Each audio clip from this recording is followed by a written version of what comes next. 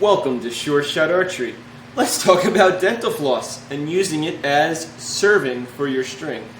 But first, a quick back story on how I got here. No, I don't go and shoot tournaments with dental floss as serving for my string. I was actually at a national shoot for the U.S. and I was shooting, doing well. I started to run into a problem with knock fit, and that's how well your knock clicks onto your string.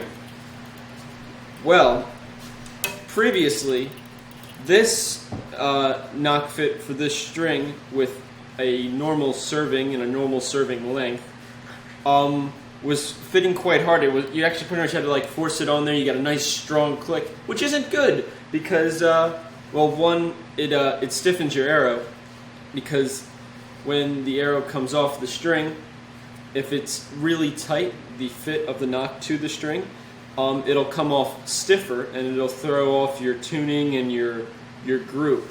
And I actually saw that. I was doing pretty well. I was in the mid 50s score wise out of 60 points, and then I started shooting 50 and below. I was going into the 40s at one point.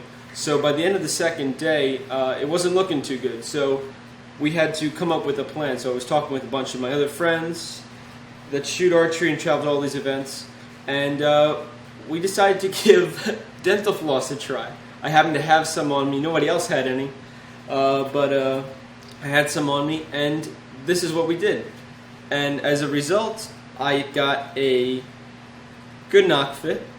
Now it clicks on very lightly, but still enough to hold the arrow on there.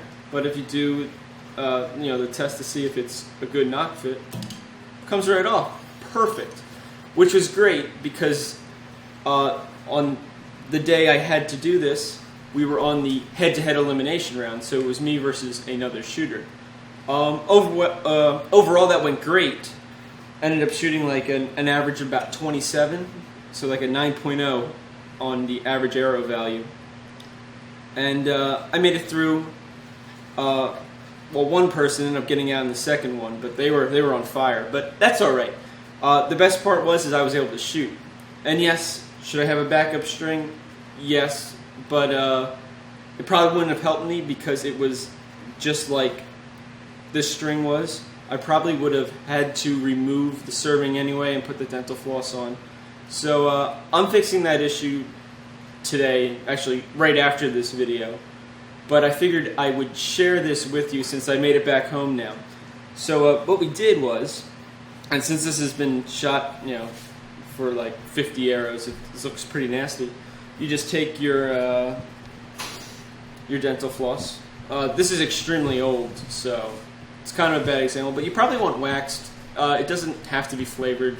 We're minty fresh now, but you just need your dental floss, and you're just gonna do it the same way you would normally put serving on your string, but you're gonna probably end up doing it by hand because this is gonna fit onto your jig to nicely wind it on there. So you just set it up like normal.